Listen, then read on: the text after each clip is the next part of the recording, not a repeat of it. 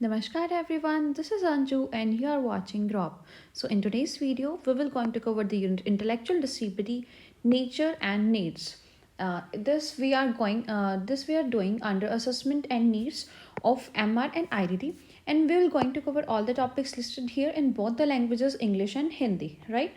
So moving to our first slide, first topic is our historical perspective of intellectual disability, right? कि जो historical perspective है हमारा intellectual disability का वो क्या है? So throughout various historical periods extending almost until the onset of colonial rule in India, ठीक है? Including the regions of Muslim kings, rulers were portrayed as protectors. कि हमारा जो कॉलोनल इंडिया है वहाँ से लेकर भी the establish charity homes to provide for the basic needs of destitute individuals with disability, वहाँ पर भी ऐसा होता था कि जो चैरिटी होम्स वहाँ पर बनाए जाते थे कॉलोनल इंडिया के टाइम से ही, कि जो डिसेबिलिटीज़ वाले हैं बच्चे वहाँ पर उनको उनकी नीड्स को हम पूरा कर सकें. तो the community govern by local elected bodies like the panchayat system of the era gather data on the people with disabilities and offer service. ठीक है, कि वो एक पंचायत जो सिस्टम होता था, ठीक है, इनफैक्ट अभी भी है, तो जो पंचायत सिस्टम था उससे वो एक डाटा गैदर करते थे, कवर करते थे कि जब डिसेबल लोग जो हैं यहाँ पर टोटल कितने हैं, ठीक है, और उनको हम यहाँ पर कौन कौन सी सर्विस ऑफर कर सकते हैं. Primarily rooted in the charitable philosophy. ठीक है, ये चैरिटेबल फिलॉसफी के ऊपर ही जो बेस था ये सारा के, ठीक है, कि जो चैरिटी होती है उनसे उनको जो है क्या क्या सर्विसेज हम यहाँ पर ऑफर कर सकते हैं. So the colonial rule marked as a shift in the care and management of individuals with disability influenced by western ideals. ठीक है, तो जो कॉलोनल हमारा टाइम था प्री कॉलोनल इंडिया का, तभी जो है डिसेबिलिटी वाले स्टूडेंट्स को यहाँ पर हमने देखा कि उनको यहाँ पर अच्छी अच्छी सर्विसेज जो है उनकी नीड्स के अकॉर्डिंग यहाँ पर प्रोवाइड की जाने लगी थी. ठीक है, वो क्या था, कम्प्लीटली चैरिटेबल था. तो विभिन्न ऐतिहासिक कालखंडों में लगभग भारत ने औपनिवेशिक शासन की शुरुआत तक, जिसमें मुस्लिम राजाओं का शासनकाल भी शामिल था, शासकों के रक्षक के रूप में चित्रित किया गया. उन्होंने विकलांग व्यक्तियों की बुनियादी ज़रूरतों को पूरा करने के लिए चैरिटी होम की स्थापना की. ठीक है, कि उनकी जो बुनियादी ज़रूरतें हैं यहाँ पर हम उनको पूरा कर सकें. और उस युग की पंचायती व्यवस्था जैसे स्थानीय निर्वाचन निकायों द्वारा शासित समुदाय मुख्य रूप से धर्मार्थ दर्शन में निहित सेवाओं की पेशकश करने के लिए जो विकलांग लोगों का डेटा एकत्रित करते थे. और औपनिवेशिक शासन ने पश्चिमी आदर्शों से प्रभावित विकलांग व्यक्तियों की देखभाल और प्रबंधन में प्रभाव को यहाँ बदलाव था उसको चिन्हित किया था. क्या बदलाव आ गया था कि भाई उनकी जो ज़रूरतें थी हम उनको पूरा करना चाहते थे. ठीक है, उनके लिए हमने चैरिटी होम्स यहाँ पर बना देते कि लोग चैरिटी यहाँ पर उनके नाम पर करते थे और हम उनका यूज़ जो है उनकी जो ज़रूरतें थी उनको पूरा करने में करते थे. Then pre-independence, changing lifestyles in India. So urbanization brought about changes in attitude towards individuals with disability. Administrative authorities start showing interest in formal education systems for people with disabilities, particularly those residing in cities. ठीक है, जैसे जैसे urbanisation यहाँ पर हुआ तो जो disability वाले लोग हैं उन पर थोड़ा ज़्यादा हमने जैसे जैसे डेवलपमेंट होने लगी तो हमने देखा कि भाई इनको भी जो है एडमिनिस्ट्रेटिव अथॉरिटीज़ जो हैं उनकी जो है उन्होंने तो डिसेबल्ड लोगों की ज़रूरतों को पूरा करने का भी सोचा. ठीक है, पर्टिकुलरली दूस रिजाइडिंग इन सिटीज़, और पर्टिकुलरली जो डिसेबल्ड व्यक्ति यहाँ पर सिटीज़ में ही रह रहे हैं, ठीक है, कि इनकी ज़रूरतों को हम यहाँ पर कैसे पूरा कर सकते हैं. तो the life style of individuals with mental retardation underwent changes, transitioning from community inclusive setting where families provide services to services offered in asylums run by government and non-governmental agencies. ठीक है, तो असाइलम्स वहाँ पर खोले गए. ठीक है, पहले क्या होता था कि कोई मेंटली रिटार्डेड यहाँ पर बच्चा है तो उसकी फैमिली ही उसकी देखभाल रखती थी, लेकिन लेटर ऑन क्या हुआ, असाइलम्स खोले गए जहाँ पर या तो वो गवर्नमेंट एडेड थे कम्प्लीटली या नॉन गवर्नमेंट एजेंसीज थी जहाँ पर उनकी देखभाल जो है की जाती थी. तो स्वतंत्रता पूर्व भारत की बदलती जीवन शैली का हमने देखा कि शहरीकरण में जो विकलांग व्यक्तियों के प्रति दृष्टिकोण में बदलाव लाया है. प्रशासनिक अधिकारियों ने विकलांग व्यक्ति जो विशेषकर शहर में रहने वाले हैं उनके लिए औपचारिक शिक्षा प्रणालियों में रुचि दिखानी यहाँ पर उन्होंने स्टार्ट कर दी. देन मानसिक मंदता वाले व्यक्तियों की जीवन शैली में यहाँ पर बदलाव आया जो सामुदायिक समावेशी सेटिंग्स में बदल गई. ठीक है, पहले क्या परिवार सेवाएं उनको प्रदान करते थे, लेकिन अब क्या हो गया, सरकारी या गैर सरकारी जो एजेंसियां थी वो उनको यहाँ पर अपने शरणालय जो बनाए गए, ठीक है, जिसमें उनको वो सेवा यहाँ पर प्रोवाइड करते थे. At the Madras Lunatic Asylum, later renamed as the Institute of Mental Health, individuals with mental illness and mental retardation were segregated and received appropriate treatment. ठीक है कि जो मेंटल इलनेस और मेंटल रिटार्डेशन वाले लोग हैं ना, कि पहले होता था जब नॉलेज नहीं थी तो इनको एक ही कैटेगरी में रखा जाता था, राइट। लेकिन फिर इन जब हमें पता चला कि दो डिफरेंट चीज़ें हैं तो इनको यहाँ पर डिफरेंट सेग्रीगेट किया गया, अलग अलग किया गया और उनको अप्रोप्रिएट ट्रीटमेंट दिया गया, ठीक है, उनकी कंडीशन के अकॉर्डिंग कि भाई इनको किस ट्रीटमेंट की यहाँ पर नीड है। Special schools must for those unable to meet mainstream schools demands, ठीक है कि यहाँ पर स्पेशल स्कूल्स खोले गए क्योंकि बच्चे जो मेन स्ट्रीम स्कूल्स में नहीं जा सकते, ठीक है, वो कैपेबल नहीं है वहाँ की एजुकेशन को लेने के लिए, समझने के लिए, तो उनके लिए स्पेशल स्कूल्स खोले गए। And the first residential home for individuals with mental retardation was establish in Mumbai, ठीक है, और एक फर्स्ट इंडिविजुअल होम यहाँ पर इस्टेब्लिश हुआ मेंटल रिटार्डेशन वाले बच्चों के लिए, चिल्ड्रन एड सोसाइटी, ठीक है, 1941 में, followed by a special school इन 1944, ठीक है, उसके बाद 1944 में भी स्पेशल स्कूल बनाए। सब्सिक्वेंटली 11 मोर सेंटर्स वर एस्टैब्लिश्ड अक्रॉस इंडिया, ठीक है। तो ऐसा क्या हुआ कि स्टार्टिंग हो गई थी यहाँ पर कि भाई जो डिसेबिलिटी वाले बच्चे हैं उनके लिए भी एजुकेशन इंपॉर्टेंट है, और वहाँ पर जो है ये सिस्टम हमारा स्टार्ट हो गया था कि हमने जो मेन स्ट्रीम स्कूल्स में जो बच्चे जाकर एजुकेशन नहीं ले सकते थे उनके लिए स्पेशल स्कूल्स हमने ओपन करना स्टार्ट कर दिया था। तो मद्रास पागल खाने में, जिसके बाद उसे मानसिक स्वास्थ्य संस्थान का नाम दे दिया गया। मानसिक बीमारी और मानसिक मंदता वाले बच्चों को यहाँ पर अलग अलग किया गया और उनको उचित उपचार यहाँ पर दिया गया। मुख्य धारा की स्कूल मांगों को पूरा करने में असमर्थ लोग, ठीक है, कि जो मुख्य धारा स्कूल होते हैं, जो नॉर्मल स्कूल होते हैं, वहाँ पर बच्चे जाकर जो एजुकेशन नहीं ले पाते हैं, ठीक है, लाइक कोई यहाँ पर ब्लाइंड है, ठीक है, विजुअल इम्पेयरमेंट किसी को है, ठीक है, तो मुख्य धारा स्कूलों में क्या होता है, मोस्टली यही तो होता है, ब्लैक बोर्ड पे अपनी नोटबुक से समझाया जाता है, ठीक है। तो जो डिसेबल व्यक्ति जो उनको नहीं सीख सकते थे उनके लिए यहाँ पर स्पेशल स्कूल स्टार्ट किए गए। तो मानसिक मंदता वाले व्यक्तियों के लिए पहला आवास घर यहाँ पर मुंबई में बना, ठीक है, और उसके बाद 1944 में विशेष स्कूल स्थापित किया गया, और उसके बाद जो है पूरे भारत में 11 और केंद्र स्थापित किए गए, ठीक है, कि अब जो है लोगों में जागरूकता हो चुकी थी कि भाई स्पेशल स्कूल्स की यहाँ पर नीड है। पोस्ट इंडिपेंडेंट, ठीक है, जो हमारा करंट सिनेरियो क्या है कि इंडिपेंडेंस के बाद हमारा इन चीज़ों को लेकर क्या सिनेरियो था।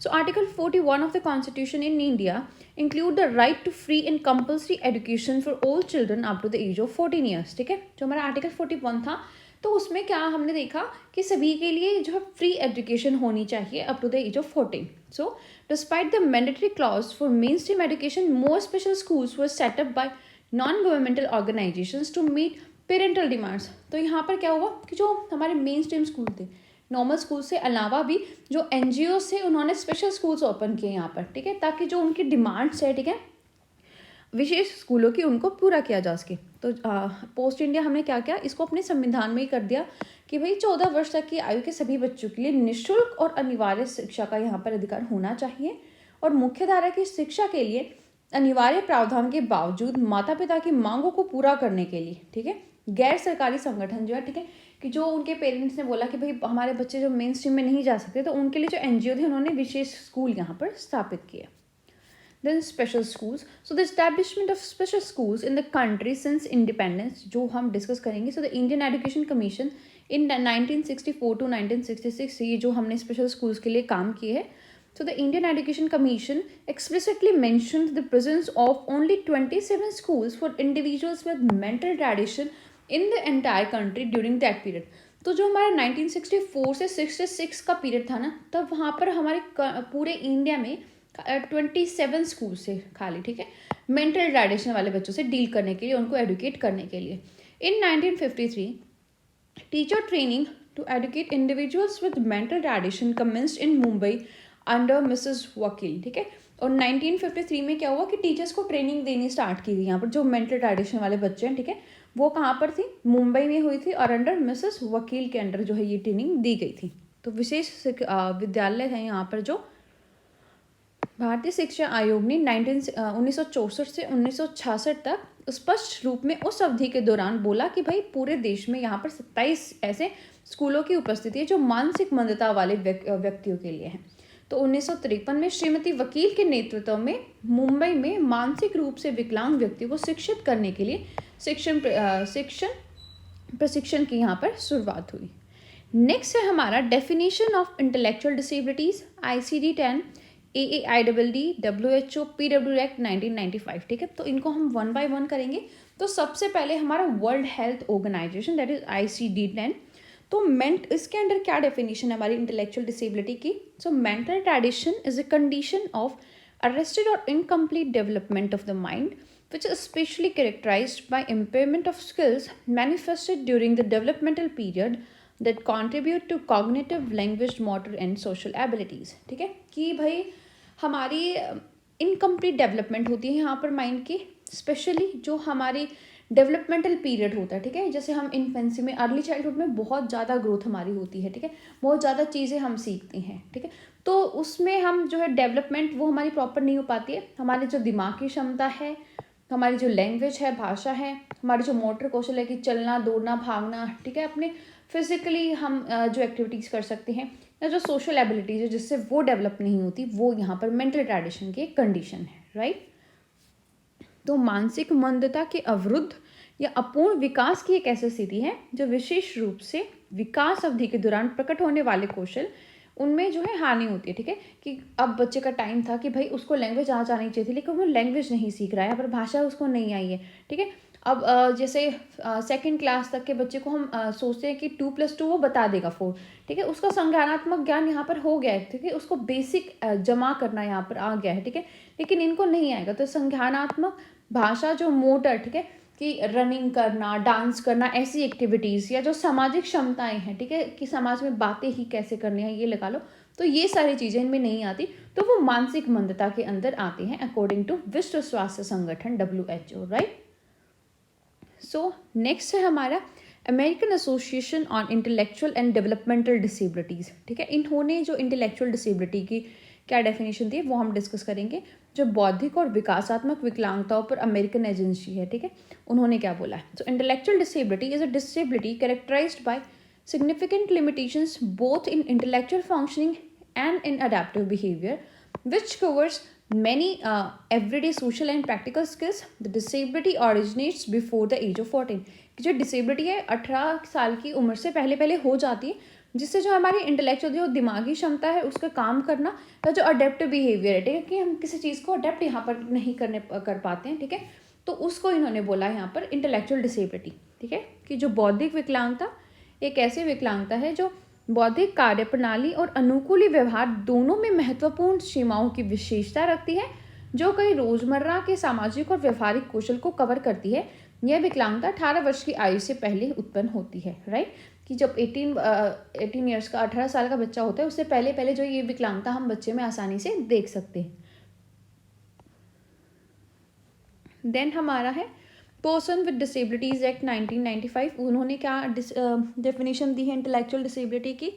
सो mental retardation means a condition of arrested और incomplete development of the mind of a person which specially characterised by subnormality of intelligence. तो इन्होंने बोला कि मानसिक मंदता का अर्थ ये है कि भाई किसी व्यक्ति के दिमाग की अवरुद्ध या अपूर्ण विकास की स्थिति है, जो विशेष रूप से बुद्धि की उप सामान्यता की विशेषता है, ठीक है, कि यहाँ पर जो है बुद्धि उसकी अच्छे से काम नहीं कर रही है। तो ये डेफिनेशन उन्होंने दी थी यहाँ पर मेंटल रिटार्डेशन की। नेक्स्ट है हमारा RPWD एक्ट, ठीक है। उन्होंने यहाँ पर इंटेलेक्चुअल डिसेबिलिटी की क्या परिभाषा दी थी? So intellectual disability is a condition of arrested और incomplete development of the mind of a person specially characterised by subnormality of intelligence, ठीक है। कि जो बौद्धिक विकलांगता है किसी व्यक्ति के दिमाग के अवरुद्ध या अपूर्ण विकास की स्थिति है, ठीक है। या तो कोई अवरुद्ध यहाँ पर आ गया, ठीक है, कि कोई लिमिट यहाँ पर आ गई कि उससे आगे बच्चा सीख ही नहीं रहा है, ठीक है, या जो विकास जितना होना चाहिए बच्चे का नहीं हो रहा, वो अपूर्ण रह जाता है। तो ये ऐसी स्थिति है, और इसमें विशेष रूप से बुद्धि की उप सामान्यता यहाँ पर होती है, ठीक है, कि बुद्धि यहाँ पर सामान्य नहीं होती है। देन DSM-5 हमारी डायग्नोस्टिक एंड स्टेटिस्टिक मैनुअल है जो मेंटल डिसऑर्डर की इन 5th एडिशन, उन्होंने इंटेलेक्चुअल डिसेबिलिटी की वहाँ पर कैसे डिफाइन किया है? सो DSM-5 defines intellectual disabilities as a neurodevelopmental disorder that begin in the childhood and are characterized by intellectual difficulties as well as difficulties in conceptual, social and practical areas of living. The DSM-5 Diagnosis of ID requires the satisfaction of three criteria, which we'll discuss later. तो जो मानसिक विकार हैं उनके निदान और सांख्यिकीय manual का जो 5वां संस्करण है, उन्होंने क्या परिभाषा दी थी कि जो DBM-5 है बौद्धिक विकलांगताओं की न्यूरो डेवलपमेंटल विकारों के रूप को परिभाषित करता है, जो बचपन में शुरू होते हैं और बौद्धिक कठिनाइयों के साथ साथ जीवन के जो वैचारिक, सामाजिक या व्यवहारिक क्षेत्र हैं उनमें भी बच्चों को जो है कठिनाइयाँ यहाँ पर होती हैं। ID के DSM-5 निदान के लिए हमने जो 3 मानदंड है वो यहाँ पर चेक कर लेते हैं। पहला है deficits in intellectual functioning confirmed by clinical evaluation and individualised standard IQ testing, कि जो हमने मूल्यांकन किया है, नैदानिक मूल्यांकन और जो व्यक्तिगत मानक है कि IQ हम यहाँ पर चेक करेंगे, द्वारा बौद्धिक कार्यप्रणाली की कमी की पुष्टि की गई। ठीक है, कि हमने दिखाया, अब हम कैसे उसकी पुष्टि कर सकते हैं कि भाई ये बच्चा यहाँ पर मेंटल रिटार्डेशन वाला है। ठीक है, हमने उसकी IQ टेस्ट कराया, अगर उसका IQ सामान्य से यहाँ पर कम आता है तो हम बोल सकते हैं एक तो, ठीक है। Then deficits in adaptive functioning that significantly hamper conforming to the developmental and socio cultural standards of the individuals, independence and ability to meet their social responsibility. ठीक है, कि जो अनुकूल समाज में कमी, जो व्यक्ति की स्वतंत्रता और उसकी मानसिक जिम्मेदारी को पूरा करने की क्षमता के लिए विकासात्मक और सामाजिक सांस्कृतिक मानकों के अनुरूप होने में बाधा डालती है। ठीक है, कि हमने देखा कि भाई वो बच्चा यहाँ पर इंटेलेक्चुअल बातें यहाँ पर अच्छे से नहीं करता है। ठीक है, कम्युनिकेशन यहाँ पर उसका अच्छे से नहीं होता, जो उसकी डेवलपमेंट है, सोशो कल्चरल स्टैंडर्ड है, वो यहाँ पर अच्छे से बच्चे की बिल्डिंग है, तब हम बोल सकते हैं कि भाई ये यहाँ पर मेंटल डिसेबिलिटी का केस है, right. So the onset of these difficulties during childhood. ठीक है, कि जो कमियां हैं ऐसी कि बच्चा अपनी लैंग्वेज के टाइम पे लैंग्वेज नहीं सीख रहा है, कुछ चीज़ें हम उसको बार बार बता रहे हैं, स्टिल वो नहीं सीख रहा है। ठीक है, तो वो जो ड्यूरिंग चाइल्डहुड है, हम अगर तब यहाँ पर देखते हैं कि वो जो कमियां है बचपन से शुरुआत हो जाती है। ठीक है, तो तब हम इन चीज़ों को इंटेलेक्चुअल डिसेबिलिटी के अंदर रख सकते हैं। नेक्स्ट है हमारा aetiology, causes and prevention. Aetiology का मतलब क्या होता है मेडिकल टर्म में, कि कॉजेस क्या हैं किसी चीज़ के, तो वो हम यहाँ पर डिस्कस कर लेते हैं कि जो इंटेलेक्चुअल डिसेबिलिटी की वो कॉजेस क्या हैं। सो इसके बहुत सारे फैक्टर्स हो सकते हैं इंटेलेक्चुअल डिसेबिलिटी के, कि बर्थ से पहले है, बर्थ के टाइम पे है, या बर्थ के बाद है, या जो डेवलपमेंट हमारी तब हो रही होती है उस टाइम पीरियड पे, तो उसके अकॉर्डिंग हम इसको डिस्कस करेंगे। सो बिफोर बर्थ अगर ये हुई है तो वो क्रोमोसोमल एबनॉर्मलिटीज़ के कारण हो सकती है, मैटरनल इन्फेक्शंस के कारण, एनवायरमेंटल फैक्टर्स अगर वो यहाँ पर फेवरेबल ना हो, या जो अननोन इन्फ्लुएंसेस है इनके कारण जो है बिफोर बर्थ जो है बच्चे को यहाँ पर इंटेलेक्चुअल डिसेबिलिटी हो सकती है। कि जन्म से पहले कैसे हो सकती है, कि कोई क्रोमोसोमल असामान्यताएं हो, मातृ संक्रमण हो, वातावरणीय कारक हो, या कोई अज्ञात प्रभाव हो, ठीक है, जिसने बच्चे को यहाँ पर गलत तरीके से इम्पेक्ट किया, तो उन कारणों से हो सकती है। अगर बर्थ है, ठीक है, तो ड्यूरिंग बर्थ उसमें कैसे यहाँ पर बच्चे को हो सकता है गेस्टेशनल डिसऑर्डर या तो हो, ठीक है, कि गर्भकालीन कोई विकार हो यहाँ पर मदर को। देन नियोनेटल कॉम्प्लिकेशन, कि जो नवजात जब बच्चा होता है तब उसके साथ कोई कॉम्प्लिकेशंस आई हो, ठीक है, तब हो सकता है। आफ्टर बर्थ कैसे हो सकता है, infection and exposure to toxic substance, कि उसको या तो कोई संक्रमण हुआ हो, या विषाक्त पदार्थों के संपर्क में आयो, या फिर एनवायरमेंटल फैक्टर्स जो हैं उसके फेवर में ना हो, जो वातावरणीय कारक है उनसे भी हो सकता है। Then predisposing factors, about 75 of mild cases and 34 to 40% of severe cases have no clear cause। ठीक है, हमने देखा कि जो बिल्कुल माइल्ड है उनमें 75 केसेस, ठीक है, या जो सीवियर है उनमें से भी 30-40% जो केसेस हैं ऐसे हो जाते हैं जिसमें हम उनके कारणों का पता नहीं लगा पाते कि भाई ये बच्चे को जो इंटेलेक्चुअल डिसेबिलिटी है ये क्यों हुई है।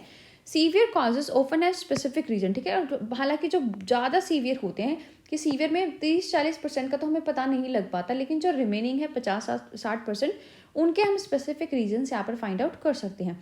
It doesn't always run in families, और ऐसा नहीं होता है कि भाई कि किसी के पेरेंट्स में से किसी को, किसी की फैमिली में तो उसको ही हेरिडिटी से ये होगा, ठीक है, ये डिफरेंट कंडीशंस होती है, अगर इसकी फुलफिल होगी तो अगर किसी की फैमिली में भी नहीं है, ठीक है, हेरिडिटी में उसके नहीं है, उसको भी ये हो सकता है। तो लगभग 75% हल्के मामले और 30 से 40% जो गंभीर मामले हैं इनमें हम कोई स्पष्ट कारण यहाँ पर नहीं बता सकते मानसिक मंदता का। साथ ही गंभीर मामलों में अक्सर विशिष्ट कारण होते हैं कि जो बहुत सीवियर केस हो गया तो हम यहाँ पर फाइंड आउट कर सकते हैं कि भाई बच्चे को ये डिसेबिलिटी यहाँ पर क्यों हुई है। और यह हमेशा परिवारों में नहीं चलता, ऐसा नहीं है कि भाई किसी को परिवार से ये चल रहा है। कॉजेस, ठीक है, हेरिडिटी से कितना है, 5% हम बोल सकते हैं कि हेरिडिटी से, आनुवंशिकता से होता है. Autosomal recessive inborn errors of metabolism, that is TSH and PKU. ठीक है, यहाँ पर ये टर्म है कि चयापचय और ऑटोसोमल रिसेसिव जो जन्मजात त्रुटियां हैं लाइक TSH एंड PKU से हो सकती है. देन सिंगल जीन एबनॉर्मेलिटीज हो सकती हैं, उनसे ये हो सकती है. एंड देन क्रोमोसोमल एब्रेशंस हो सकता है, तो उनसे भी ये हो सकते हैं. कि हेरिडिटी में 3 कॉजेस हमने डिस्कस किए. Next, early alteration of embryonic development, कि जो एम्ब्रॉयनिक डेवलपमेंट है उसमें क्रोमोसोमल चेंजेस कोई हो, लाइक डाउन सिंड्रोम्स हो, या प्रीनेटल डैमेज हो कोई हमारा टॉक्सिन्स की वजह से. ठीक है, कि मदर ने जो अल्कोहल कंजम्पशन किया या कोई इन्फेक्शन मदर को हुआ है, तो उनसे भी ये हो सकती है. जब हमारा भ्रूण का विकास होता है कि गुणसूत्र में परिवर्तन हो, उनसे हो सकती है. या विषाक्त पदार्थ जो है गर्भवती स्त्री यहाँ पर लेती है, तो उनसे भी ये हो सकता है. देन एनवायरमेंटल इन्फ्लुएंसेस यहाँ पर होती है 15 to 20%. ठीक है, ये जो चीज़ें इम्पैक्ट करती हैं बच्चे को. So deprivation of nurturance, social linguistic stimulation. ठीक है, कि अगर उसका पालन पोषण यहाँ पर अच्छे से नहीं हुआ है. Then mental disorder like autism spectrum disorder हो गया है बच्चे को. ठीक है, या कोई और प्रोग्रेसिव डेवलपमेंटल डिसऑर्डर हो गया है. ठीक है, उसके कारण भी यहाँ पर बच्चे को मानसिक विकार हो सकता है. Right. Then pregnancy and prenatal problem, उसके कारण यहाँ पर 10% चांसेस होते हैं कि 10% केसेस मिलते हैं कि बच्चे को इंटेलेक्चुअल डिसेबिलिटी हुई. अगर उसका फिटल मैलन्यूट्रिशन है, प्री मेच्योरिटी है, हाइपोक्सिया है, या वायरल इन्फेक्शन या ट्रोमा मिला है. ठीक है, उसमें भी 10% चांसेस यहाँ पर हो जाते हैं कि बच्चा जो है मानसिक विकार के साथ यहाँ पर पैदा होगा. तो भ्रूण का अगर कुपोषण हो, उसमें से पहले उसका जन्म हो, हाइपोक्सिया हो, वायरल संक्रमण हो, या कोई आघात हो. Then general medical conditions acquired in infancy और चाइल्डहुड. ठीक है, कि इन्फेंसी या चाइल्डहुड में कोई ऐसी मेडिकल कंडीशंस बच्चे ने एक्वायर कर ली, लाइक इन्फेक्शन, ट्रोमा और पॉइजनिंग. ठीक है, ठीक है, तो उसके कारण भी यहाँ पर 5% केसेस देखे गए हैं कि बच्चों को मेंटल डिसेबिलिटी यहाँ पर होती है. तो शैशवावस्था और जो बचपन में प्राप्त सामान्य चिकित्सीय स्थितियाँ हैं वो कैसी है कि संक्रमण हो, किसी को कोई आघात हो, या विषाक्तता हो. ठीक है, जैसे लेड का कंजम्पशन अगर हम कर लेते किसी तरीके से, तो उससे भी ऐसा हो सकता है. एटोलॉजी ओवरव्यू क्या है कि ओवर 500 कॉजेस आइडेंटिफाइड, कि इतने सारे कॉजेस हम आइडेंटिफाई कर सकते हैं. Over 150 syndrome related to X chromosome, कि एक्स क्रोमोसोम से भी 150 से ज़्यादा सिंड्रोम्स यहाँ पर रिलेटेड होते हैं जिनसे मेंटल डिसेबिलिटी हो सकती है. ठीक है, common causes include Down syndromes, fragile X syndrome and fetal alcohol syndrome. ठीक है, तो जो कॉमन इश्यूज पाए गए हैं वो क्या क्या है हमारे, down syndrome, fragile x syndrome और फिटल अल्कोहल सिंड्रोम. तो 500 से ज़्यादा कारणों की यहाँ पर पहचान की गई है. इसमें एक्स क्रोमोसोम से अकेले से 150 से ज़्यादा केस संबंधित मिले हुए हैं हमें.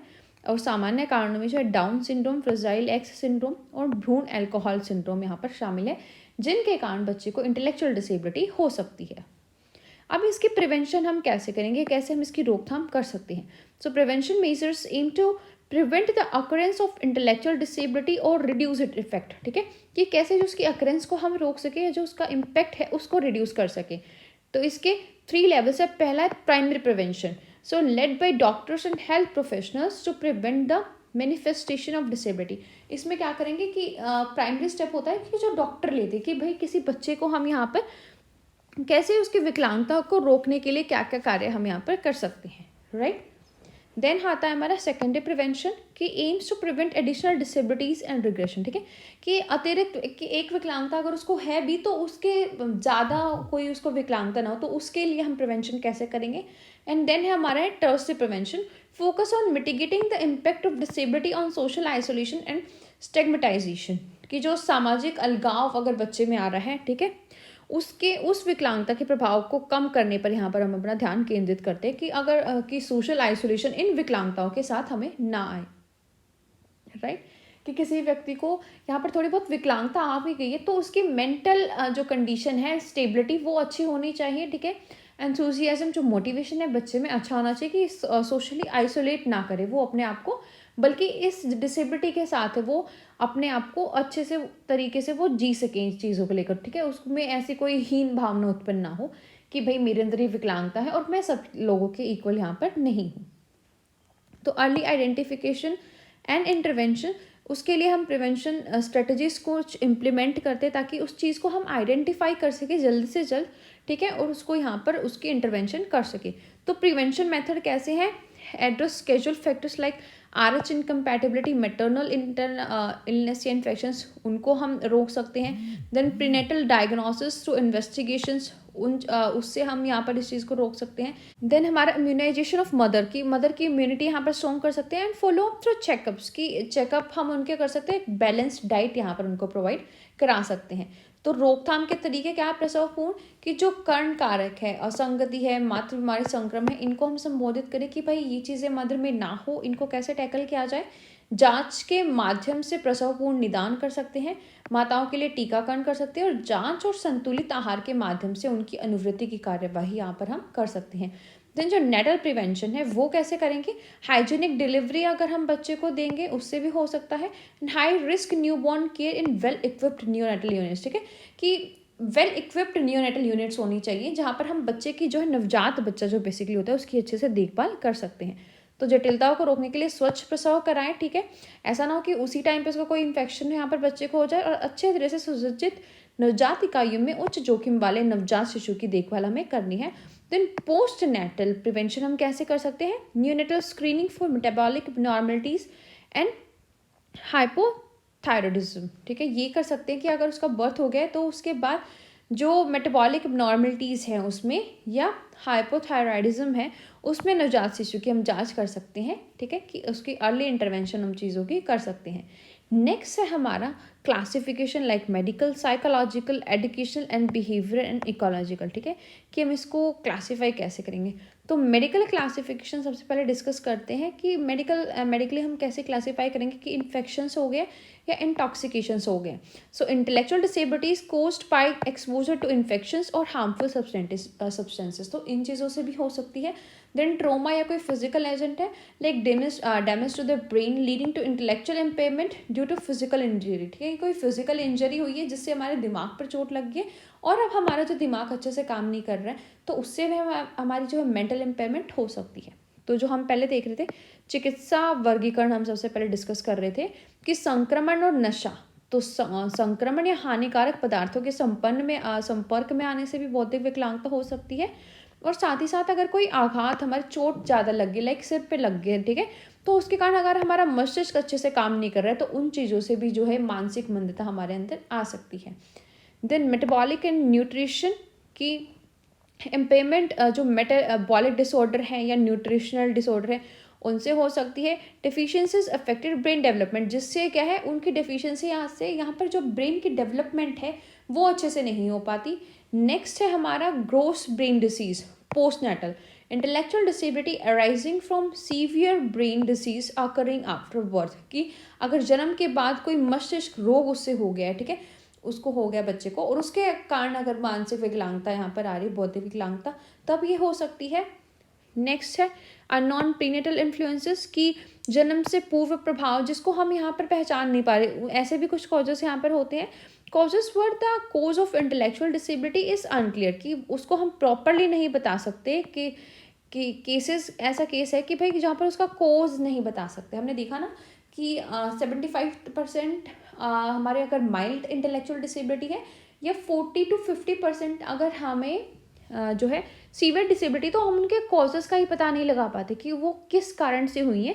तो अगर कोई कारण हमें नहीं पता है लेकिन वो प्रीनेटल जन्म से पूर्ण है, ठीक है, उससे भी बच्चे को यहाँ पर मेंटल डिसऑर्डर हो सकता है। तो ऐसे मामले जहाँ पर बौद्धिक विकलांगता का कारण स्पष्ट नहीं है और जन्म पूर्वक कारकों पर संदेह है। देन क्रोमोसोमल एबनॉर्मलिटीज, कोई गुणसूत्र में असामान्यता यहाँ पर हो सकती है, like intellectual impairment caused by abnormalities in the number of structure of कैरोक्सिड, कि जो नंबर या स्ट्रक्चर है क्रोमोसोम्स का उसमें कोई एबनॉर्मलिटीज आ जाए तो उसके कारण भी जो है यहाँ पर बौद्धिक विकलांगता, बौद्धिक हानि हो सकती है। नेक्स्ट है जेस्टेशनल डिसऑर्डर, की गर्भकालीन विकार लाइक कॉम्प्लिकेशंस ड्यूरिंग प्रेगनेंसी, की प्रेगनेंसी के टाइम पे कॉम्प्लिकेशंस होगी जिससे फीटल डेवलपमेंट है वो अच्छे से नहीं हो पाई, and leading to intellectual disability, और यहाँ पर बच्चे को जो इंटेलेक्चुअल डिसेबिलिटी हो गई कि जो गर्भावस्था के दौरान जो भ्रूण का विकास है वो अच्छे से नहीं हुआ तो उसके कारण भी हो सकती है। देन साइकेट्रिक डिसऑर्डर की जो मनोवैज्ञानिक विकार होते हैं, intellectual disability associated with psychiatric conditions affecting cognitive abilities, ठीक है, या कुछ ऐसी साइकेट्रिक कंडीशंस ने बच्चे को इफेक्ट कर दिया है जिससे उसकी कॉग्निटिव एबिलिटीज़, जो दिमाग की क्षमता है, वो यहाँ पर प्रभावित हो गई है, ठीक है, तो उनके कारण भी यहाँ पर मनोवैज्ञानिक विकार हो सकता है। देन एनवायरमेंटल इन्फ्लुएंसेस कि पर्यावरण का प्रभाव कुछ ऐसा हो कि जो सराउंडिंग या एक्सटर्नल फैक्टर्स है वो बच्चे के फेवर में ना, वो उसको गलत तरीके से इम्पेक्ट कर सके, तब हो सकता है। और कुछ और भी इफेक्ट हो सकते हैं, like contributing to intellectual disabilities not covered in the specific categories की, ऐसे भी कुछ इफेक्ट हो सकते हैं जिनको हम स्पेसिफिक कैटेगरीज में यहाँ पर कैटेगराइज नहीं करते, जिनके कारण भी जो है बौद्धिक विकलांगता यहाँ पर बच्चों को हो सकती है। साइकोलॉजिकल क्लासिफिकेशन क्या है यहाँ पर इंटेलेक्चुअल डिसेबिलिटी की, वो हम यहाँ पर डिस्कस कर लेते हैं according to American association on mental retardation. तो वो डेफिनेशन क्या है, तो operational classification for person with mental retardation includes different levels of severity of intellectual impairment and corresponding IQ, ठीक है, कि वो हम IQ के बेस पे करते हैं कि भाई इससे ज़्यादा IQ है तो यहाँ पर मेंटल डिसेबिलिटी, इतना IQ है तो कॉमन है, नॉर्मल है बच्चा, ठीक है, इससे ज़्यादा कम हो गया तो सीवियर डिसेबिलिटी होगी। तो वो हम IQ जो इंटेलिजेंस क्वोशेंट होता है उसके अकॉर्डिंग हम यहाँ पर डिसाइड करेंगे, राइट। तो माइल्ड अगर इंटेलेक्चुअल डिसेबिलिटी, अगर हमारा IQ 50 to 70 जा रहा है तो होता है कि भाई थोड़ी बहुत उसको बौद्धिक विकलांगता यहाँ पर है। Individuals with mild intellectual disability typically have slower than average intellectual development. They can learn practical life skills and benefit from education and support, ठीक है। इनका क्या होता है कि भाई जो हम नॉर्मल इंसान है उससे थोड़ा सा देर से ये चीज़ें सीखते हैं, अदरवाइज ज़्यादा कोई प्रॉब्लम इनको नहीं होती अगर किसी बच्चे को यहाँ पर हल्की बौद्धिक विकलांगता है तो, राइट। देन आ जाता है हमारा मॉडरेट इंटेलेक्चुअल डिसेबिलिटी। अगर किसी का IQ यहाँ पर 35 से 49 में जा रहा है तो जो उसको मध्यम बौद्धिक विकलांगता के अंदर रखेंगे हम, और इसके विकलांगता के अंदर जो है लोगों को थोड़ी गहन सहायता की यहाँ पर आवश्यकता होती है और विशेष शिक्षा की आवश्यकता हो सकती है, ठीक है, कि जो देखा हमने पिछली चीज़ों में तो क्या था, उनकी चीज़ें थोड़ी स्लो हो जाएंगी, लेकिन यहाँ पर जो है इनको विशेष शिक्षा की आवश्यकता हो सकती है और बुनियादी संचार और जीवन कौशल ये सीख सकते हैं। देन हमारा सीवियर इंटेलेक्चुअल डिसेबिलिटी, अगर किसी का IQ यहाँ पर 20 से 34 तक है तो ये बहुत गंभीर बौद्धिक विकलांगता हो सकती है, और इसके अंतर्गत जो व्यक्ति है उनको जो दैनिक जीवन के कार्य है उनमें भी इनको समर्थन की आवश्यकता होती है कि कोई इनकी हेल्प करे तब ये वो काम कर सकती हैं। वे बुनियादी स्व देखभाल, खुद की देखभाल कौशल सीख सकते हैं, ठीक है, कि बेसिक जो खुद की देखभाल करने के लिए हम उनको थोड़ी बहुत चीज़ें सिखा सकते हैं, लेकिन कंप्लीट वो अपनी लाइफ को इंडिपेंडेंटली यहाँ पर नहीं जी सकते और जीवन भर उन्हें सहायता की आवश्यकता हो सकती है।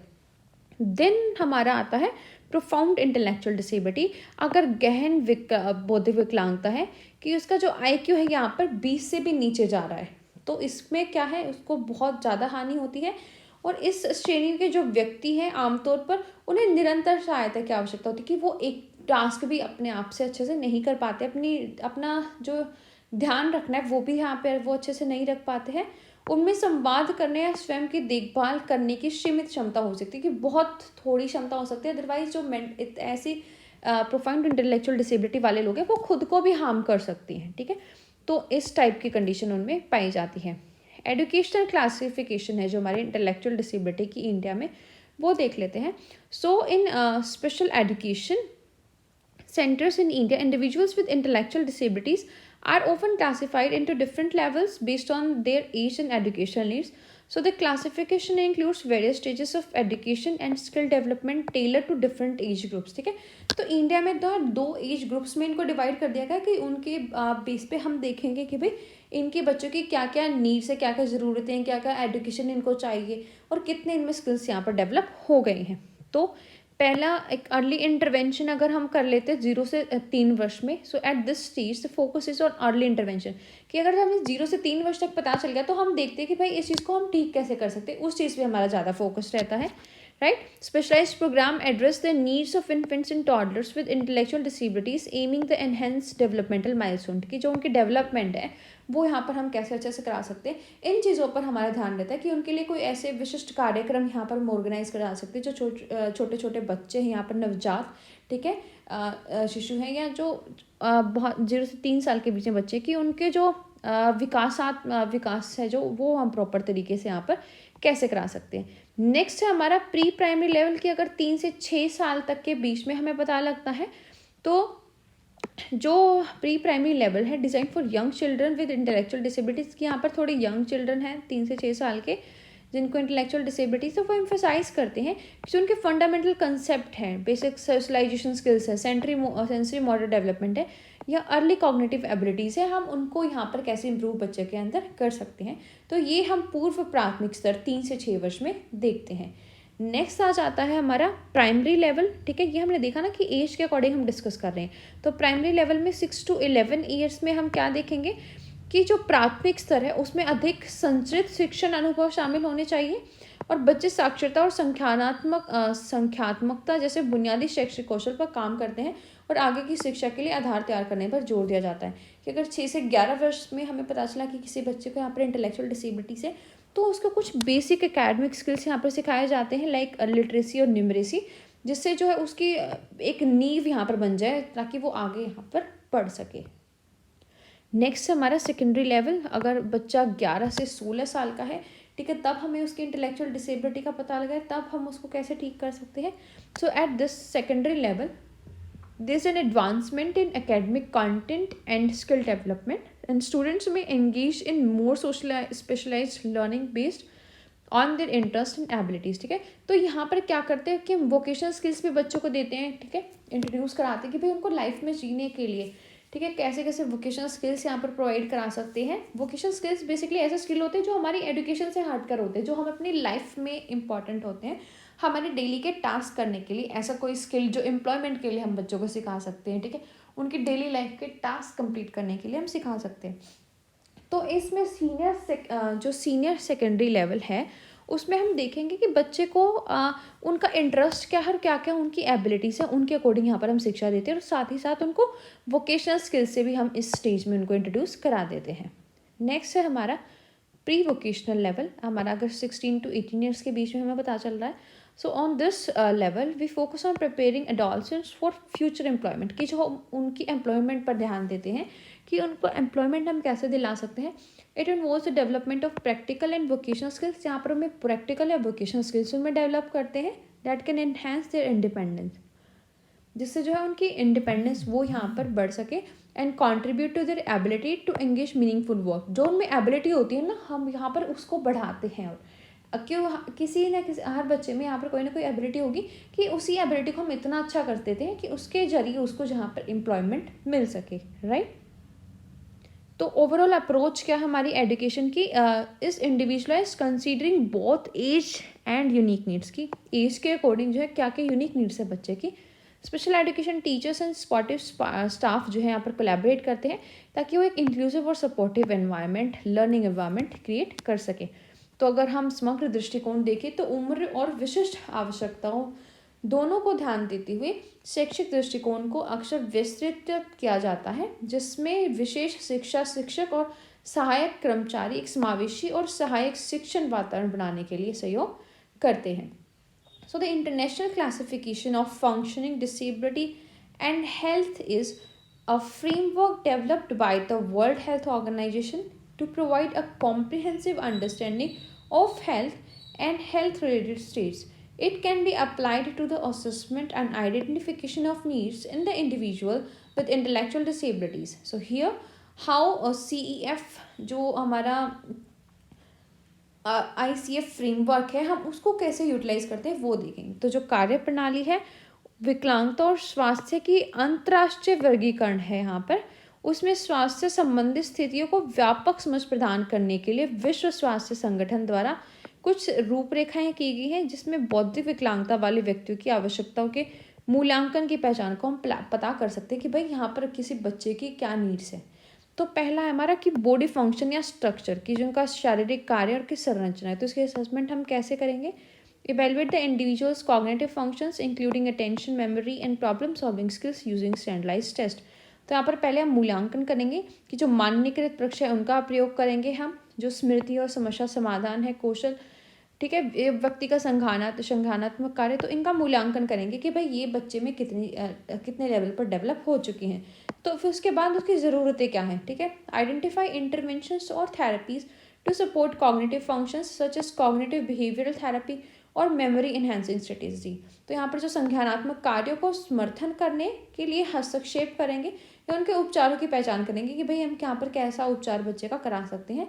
जैसे हमारा संज्ञानात्मक व्यवहार थेरेपी या स्मृति बढ़ाने वाली रणनीतियाँ हैं, उनको हम यहाँ पर यूज़ कर सकते हैं।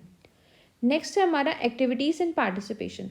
उसको हम यहाँ पर मूल्यांकन करेंगे। Examine the individual's ability to perform daily activities, की जो डेली एक्टिविटीज़ है वो यहाँ पर कैसे परफॉर्म कर रहा है, सेल्फ केयर कैसे कर रहा है, कम्युनिकेशन या सोशल इंटरेक्शन बच्चे का कैसा है, इसकी नीड्स क्या है, डेवलप स्ट्रेटजीज। ठीक है, यहाँ पर हम स्ट्रेटजीज डेवलप करेंगे जिससे बच्चे जो है डेली एक्टिविटीज़ अच्छे से कर सके। Such as adaptive communication devices, ऐसे डिवाइसेस उनको यूज़ करना सिखाएंगे। सोशल स्किल्स ट्रेनिंग देंगे एंड सपोर्टेड एम्प्लॉयमेंट प्रोग्राम्स, ठीक है, ताकि उनको एम्प्लॉयमेंट मिल सके। तो ऐसे प्रोग्राम भी हम उनके लिए यहाँ पर जो है कार्यक्रम आयोजित करेंगे। देन हमारा एनवायरमेंटल फैक्टर, इसका असेसमेंट हम कैसे करेंगे कि जो इम्पैक्ट है of the physical social and attitudinal environment on the individuals functioning, कि यहाँ पर जो बच्चे की फंक्शनिंग पे है फिजिकल सोशल या एटीट्यूडनल एनवायरनमेंट का क्या इम्पैक्ट है, कि बच्चे के कामकाज पर शरीर, सामाजिक और व्यवहारिक वातावरण का प्रभाव देखेंगे और उसकी जो क्या क्या आवश्यकता है यहाँ पर। Modify the environment to create inclusive and supportive settings ensuring accessibility and reducing barriers to participation, कि जो समावेशी और सहायक सेटिंग है उनको बनाने, उनमें पहुंच सुनिश्चित करने और भागीदारी में बाधाओं को कम करने के लिए यहाँ पर जो एनवायरनमेंट है उसको हम संशोधित कर सकते हैं। नेक्स्ट है personal factor. Explore personal factor such as attitudes, beliefs in coping mechanism, की जो व्यक्तिगत कारक है कि किसी बच्चे का दृष्टिकोण कैसा है, उसका विश्वास कहाँ पर है, उसका मुकाबला तंत्र है, उनको हम यहाँ पर देखेंगे और उनकी ज़रूरतें क्या है, कि implement interventions that leverage personal strengths and reliances and provide psychological support to address emotional wellbeing. तो यहाँ पर हम ऐसे हस्तक्षेप करेंगे जो व्यक्ति की शक्तियों और जो लचीलेपन है उससे बच्चे लाभ उठा सके और उनका भावनात्मक कल्याण को संबोधित करने के लिए हम मनोसामाजिक सहायता यहाँ पर उनको प्रोवाइड कर सकते हैं। नेक्स्ट है हमारा हेल्थ कंडीशन। इसके असेसमेंट कैसे करेंगे? Understand the specific health condition associated with intellectual disabilities including co-occurring medical and genetic disorder. तो यहाँ पर कोई भी बच्चे के जो आनुवांशिक विकार है उनको हम देखेंगे कि जो बौद्धिक विकलांगता से जुड़ी विशिष्ट स्वास्थ्य स्थितियाँ हैं वो यहाँ पर बच्चे की कैसी है, उनकी ज़रूरतें यहाँ पर क्या है, आवश्यकताएं। Develop health care plans, medication management and preventive measures to address health related concerns. तो जो उनकी स्वास्थ्य संबंधी चिंताओं को दूर करने के लिए स्वास्थ्य देखभाल योजनाएं, दवा प्रबंधन और निवारक उपाय यहाँ पर हम विकसित कर सकते हैं। नेक्स्ट है कॉन्टेक्चुअल फैक्टर, ठीक है, जो प्रासंगिक कारण हो सकते हैं तो उनके असेसमेंट कैसे करेंगे? Consider the broader context including family, community and societal factors that influence the individuals wellbeing, कि हम व्यापक संदर्भ में यहाँ पर विचार करेंगे कि जिसमें परिवार, समुदाय और सामाजिक कारक शामिल हैं कि वो किसी व्यक्ति की भलाई को यहाँ पर कैसे प्रभावित करते हैं। उसके बाद हम उसकी नीड्स देखेंगे। Collaborate with family, educators and community support services to create an inclusive and supportive environment, कि एक समावेशी और सहायक वातावरण बनाने के लिए परिवार, शिक्षकों और जो सामुदायिक सहायता है उनके साथ हम यहाँ पर सहयोग करेंगे। नेक्स्ट है हमारा पार्टिसिपेशन रिस्ट्रिक्शन और जो एनवायरमेंटल बैरियर्स है इनको हम कैसे असेस कर सकते हैं? Identify restrictions in participation and environmental barriers that hinders full inclusion, कि जो ऐसी भागीदारी में प्रतिबंधन है, जो पर्यावरणीय बाधाएं बच्चों की बेसिकली उनकी हम पहचान कर सकते हैं कि जो उनके समावेशन में यहाँ पर बाधा डालती है। इसके लिए उनकी जो नीड्स है, जो ज़रूरतें हैं, तो develop interventions to address specific barriers such as providing assistive devices, modify physical spaces and promoting social inclusion. तो जो इनकी आवश्यकताएं हैं उनमें क्या है कि जो ये बाधाएं फेस कर रहे हैं उनको हम दूर करने के लिए हस्तक्षेप कर सकते हैं। जैसे कि कोई सहायक उपकरण इनको प्रोवाइड करा सकते हैं जहाँ पर इनको जो इनेबिलिटी है उस चीज़ के लिए भौतिक संस्थान है उनको संशोधित कर सकते हैं और सामाजिक समावेशन को यहाँ पर बढ़ावा दे सकते हैं। देन क्वालिटी ऑफ लाइफ, उनकी क्वालिटी का जो स्तर है जीवन का उनको यहाँ पर चेक करेंगे कैसे? Evaluate the individuals overall quality of life including subjective wellbeing, social relationships and personal satisfaction, कि जो व्यक्तिपरक कल्याण, सामाजिक रिश्ते और व्यक्तिगत संतुष्टि सहित व्यक्ति के जीवन की समग्र गुणवत्ता का यहाँ पर हम मूल्यांकन करेंगे। और उनकी नीड्स है implement interventions to enhance individual's quality of life focusing on social integration, meaningful activities और पर्सनल फुलफिलमेंट। ठीक है, और यहाँ पर क्या क्या आवश्यकताएं हैं इनकी, कि जो सामाजिक एकीकरण है, सार्थक गतिविधियाँ और व्यक्तिगत पूर्ति पर ध्यान केंद्रित करते हुए हमें उनकी जीवन की जो गुणवत्ता को बढ़ा सकते हैं, ऐसे हस्तक्षेप वहाँ पर लागू करने हैं। So applying the ICF framework in the assessment and identification of needs of individuals with intellectual disabilities ensure a holistic and person-centered approach. It helps professionals and caregivers to address the multidimensional aspects of functioning and disability, leading to more targeted and effective interventions. तो जो बौद्धिक समानता वाले व्यक्तियों की आवश्यकताओं का मूल्यांकन करने और उनकी पहचान में ICF के ढांचे को लागू करना, एक समग्र और व्यक्तिगत दृष्टिकोण को सुनिश्चित करना है। यह पेशेवरों की देखभाल करने, उनके कामकाज और विकलांगता के बहुआयामी पहलुओं को संबोधित करने में मदद करता है, जिससे कि वो अधिक लक्षित और प्रभावी तरीके से हम उनकी सहायता यहाँ पर बेसिकली कर सकते हैं। नेक्स्ट है हमारा screening, identification and characteristics and needs of person with disability. तो स्क्रीनिंग हम कैसे करेंगे?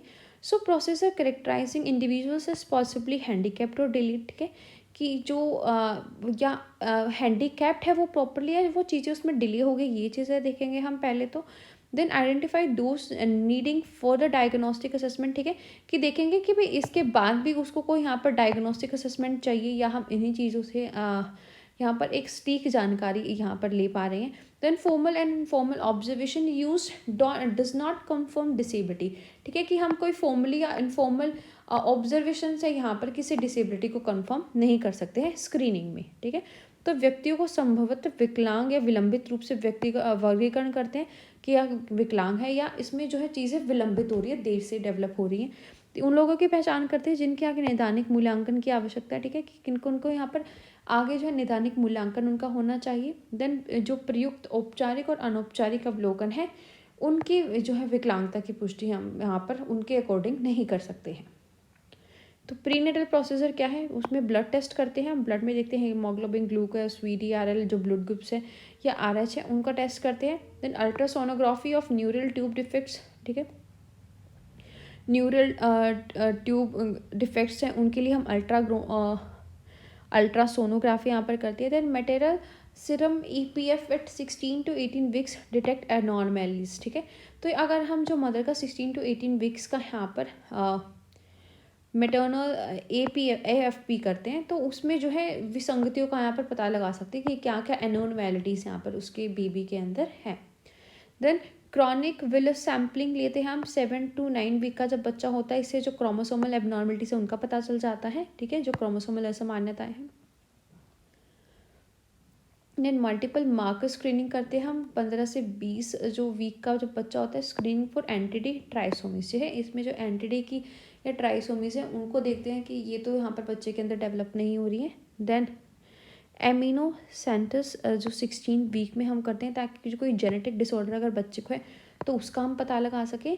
And then fetoscopy involves abdominal incision of visual examination. ठीक है, यहाँ पर फिटोस्कोपी हम करते हैं, जिसमें जो है एक विजुअल एग्जामिनेशन यहाँ पर एब्डोमिनल की हम करते हैं, कि पेट में एक कट लगाकर कि जो एब्डोमेन है उसको हम खुद से एग्जामिन करते हैं visual.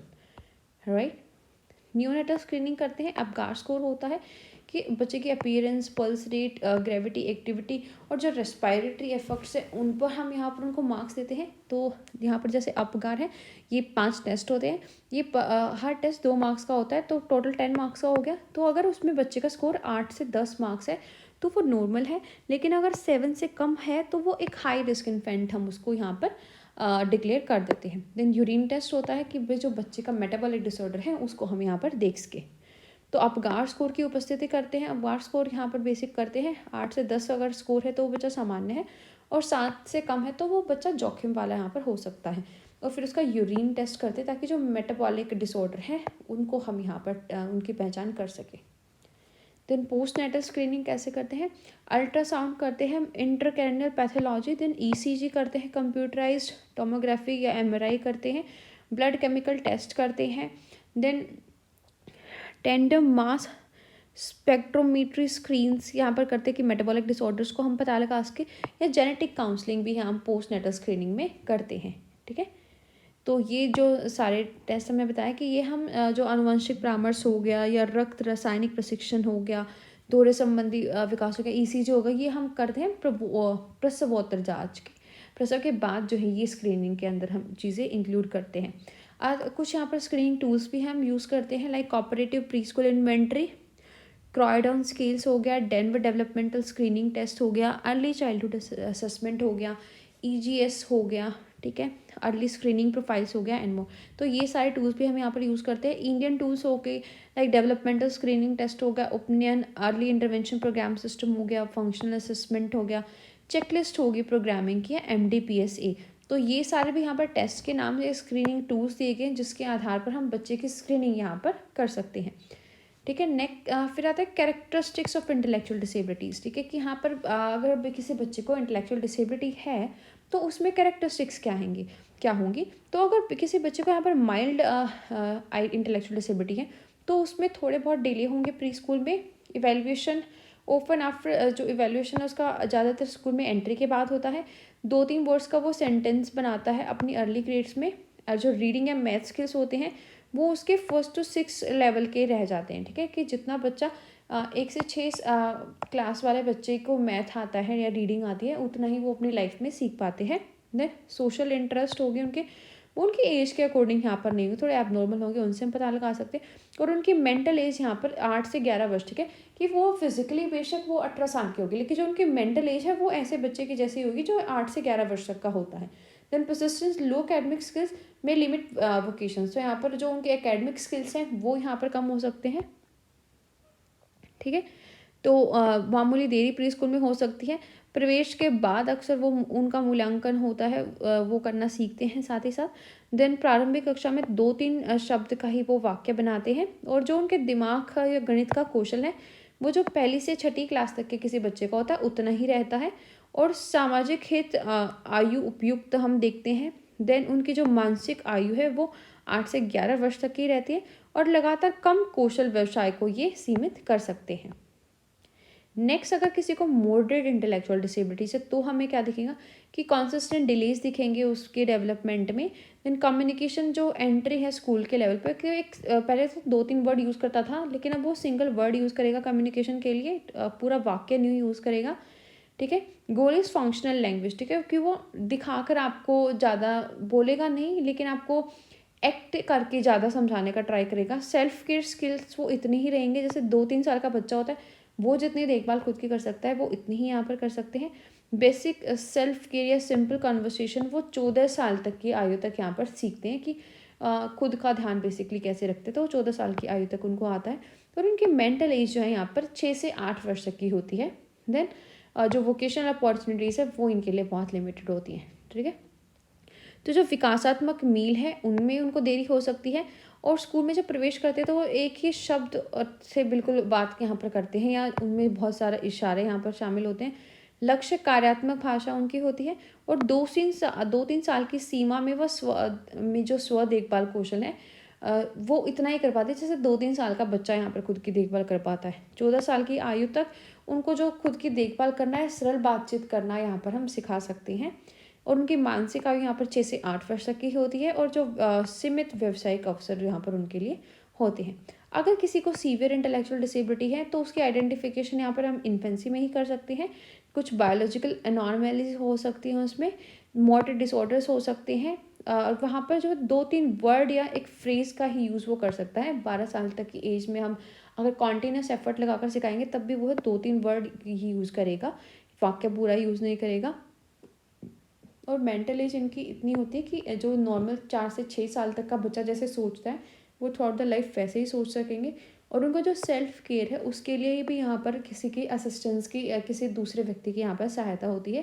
Then cross supervision needs for vocational task है। और उनको बहुत क्लोज सुपरविजन चाहिए होता है कि कोई भी अगर उनको वोकेशनल टास्क यहाँ पर करना होता है तो अगर गंभीर आईडी प्रोफाइल है तो शैशवावस्था में ही हम पहचान सकते हैं। जैविक विसंगतियों के साथ सहघटित होना, मोटर विकारों और मिर्गी का खतरा बढ़ जाता है यहाँ पर। तो 12 साल की आयु तक हमें 2-3 शब्द वाले वाक्यों का प्रयोग करना उसको बेसिकली सिखा सकते हैं। और उनकी मानसिक आयु इतनी होती है जितनी 4 से 6 साल तक का बच्चा जो चीज़ें सोच सकता है वो उतना ही सोच सकते हैं। स्वयं की देखभाल के लिए उनको सहायता की आवश्यकता होती है और व्यावसायिक कार्यों के लिए निकट पर्यवेक्षण की उनको आवश्यकता होती है। प्रोफाउंड अगर इंटेलेक्चुअल डिसेबिलिटी है तो उसको भी हम इन्फेंसी में ही पहुंचा सकते हैं, ठीक है, कि बहुत सारे डिलीज हैं, कोई बायोलॉजिकली एनॉर्मैलिज हैं उनमें, तो उनमें जो प्री स्कूल फंक्शन ऐसे होगा कि जैसे 1 साल का बच्चा बिहेव करता है ना, उनका बिहेव ऐसा ही होगा अगर हम उनको प्री स्कूल में भी तब लेकर जा रहे हैं। तो अर्ली मोर्टेलिटी रेट यहाँ पर कि जल्दी उनकी मृत्यु हो जाना, ये रेट उनके लिए बहुत ज़्यादा होता है। एक्वायर सम स्किल्स बाई कुछ एक तो स्किल्स होते हैं कि वो 10 साल तक की एज तक एक्वायर कर सकते हैं, जैसे कम्युनिकेशन करते हैं, रिकॉग्नाइज जो फेमिलियर फेसेस होते हैं, ठीक है, उनको रिकॉग्नाइज कर सकते हैं। मेंटल एज उनकी ऐसी होती है जैसे 1 से 4 साल तक का बच्चा होता है ना, उस जितना वो सोच सकता है ये भी उतना ही सोच सकते हैं। और जो फंक्शनल स्किल्स है वो भी इनके बहुत लिमिटेड होते हैं कि 1-2 टास्क ही अपने कर पाते हैं। तो चिन्हित देरी और जैविक विसंगतियाँ उनमें हो सकती है, शैशवावस्था में हम इनकी पहचान कर लेते हैं। देन प्री स्कूल आयु 1 वर्ष के बच्चे के समान कार्य करती है कि हम इसको प्री स्कूल में भी करा रहे हैं ना, तो ये ऐसे बिहेव करेगा कि भाई जैसे 1 साल का बच्चा होता है, उसको कुछ भी नहीं पता होता है, ठीक है। तो ऐसे ही बिहेव करते हैं। जो प्रारंभिक मृत्यु दर है ये उच्च हो जाती है। और 10 साल की उम्र तक हम इनको चलना या कुछ कौशल 1-2 सिखा सकते हैं। इशारा संचार ये ज़्यादातर करते हैं, परिचित लोगों को पहचान पाते हैं और इनकी मानसिक आयु ऐसी रहती है जैसे जन्म से 4 वर्ष तक के बच्चे की होती है। साथ ही साथ सीमित कार्यात्मक कौशल अधिग्रहण इनका होता है। Then support and support needs क्या होती है? Intensity of support relates to limitations in personal competency, कि जो समर्थन है उनकी तीव्रता व्यक्तिगत योग्यताओं में सीमाओं से संबंधित है कि इसकी कितनी योग्यता है, यहाँ पर इसको कितना समर्थन बच्चे को चाहिए। Then health problems, physical limitation and challenging behaviours impact support need, ठीक है। साथ ही साथ जो इनकी हेल्थ की प्रॉब्लम है, फिजिकल लिमिटेशन है या जो बिहेवियर है उनका, वो भी इनकी जो नीड्स को प्रभावित करता है। यहाँ पर कि स्वास्थ्य समस्याएं कोई है, शारीरिक सीमाएं या चुनौतीपूर्ण व्यवहार है, उसमें समर्थन आवश्यकताओं को भी प्रभावित करते हैं। थॉम्पसन ने 2009 में डिफाइन किया था support needs as the pattern and intensity necessary for normative functioning, ठीक है, कि जो मानक कामकाज के लिए आवश्यक पैटर्न और तीव्रता के रूप में इन्होंने परिभाषित किया था थॉमसन एट ऑल ने 2009 में, राइट, कि कैसे कैसे सपोर्ट या कैसे कैसी नीड्स उनकी हो सकती हैं as the pattern and intensity necessary of normative function, ठीक है। जो वहाँ पर वो बच्चे की क्या क्या किस इंटेंसिटी से काम करे, क्या क्या उनको सपोर्ट की यहाँ पर ज़रूरतें हो सकती हैं। Supports intensity scale assess support needs, तो यहाँ पर एक सपोर्ट समर्थन तीव्रता स्केल है जो समर्थन आवश्यकताओं का आकलन करता है कि भाई किसकी कौन कौन से बच्चे को आवश्यकता है। Individualised supports include specialised instructions, technology, environmental modification, जो व्यक्तिगत समर्थन में विशेष निर्देशक, प्रौद्योगिकी और पर्यावरणीय संशोधन शामिल है। एनीथिंग एनहांसिंग पर्सनल कॉम्पिटेंसी और adapting the environment is considered support, तो जो व्यक्तिगत योजना को बढ़ाते हैं यहाँ पर कोई भी चीज़ या जो पर्यावरण को अनुकूलित करती है, तो उसको हम समर्थन मानते हैं कि भाई हाँ, इसको यहाँ पर हमने सपोर्ट प्रोवाइड किया है। These assessments and classifications guide intervention and support for individuals with intellectual disabilities. तो यहाँ पर जो ये असेसमेंट है, क्लासिफिकेशन है, यही जो है बच्चे को इंटरवेंशन या सपोर्ट देती है किसी भी इंडिविजुअल को। तो जो ये मूल्यांकन और वर्गीकरण बौद्धिक विकलांगता वाले व्यक्तियों के लिए हस्तक्षेप और समर्थन का मार्गदर्शन करते हैं। So the unit is complete, and if you like our content, subscribe to our channel for more content related to BEAD special education and special education teacher. See you in the next video. Till then, namaskar.